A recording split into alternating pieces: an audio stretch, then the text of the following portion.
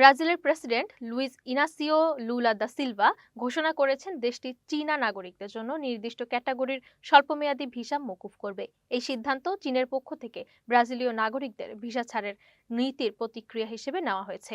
এজেন্সিয়া ব্রাজিলের বরাতে প্রেসিডেন্সির এক বিবৃতিতে জানানো হয়েছে, চীন 2025 সালের 1 জুন থেকে লাতিন আমেরিকার দেশগুলোর নাগরিকদের জন্য ভিসা ছাড়ের পরীক্ষামূলক নীতি চালু করবে, যার মধ্যে ব্রাজিল, আর্জেন্টিনা, চিলি, পেরু ও উরুগুয়ে অন্তর্ভুক্ত।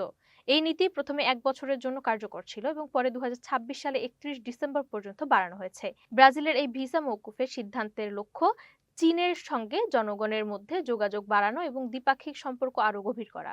এটি বেইজিং এর লাতিন আমেরিকা সহ অন্যান্য অঞ্চলের সঙ্গে সম্পর্ক জোরদারের প্রচেষ্টায় অংশ হিসেবে দেখা হচ্ছে। ব্রাজিলের president Luiz Inacio Lula da Silva চীনের প্রেসিডেন্ট শি জিনপিং এর সঙ্গে প্রায় 45 মিনিটের টেলিফোন আলাপে এই সিদ্ধান্তের কথা জানান।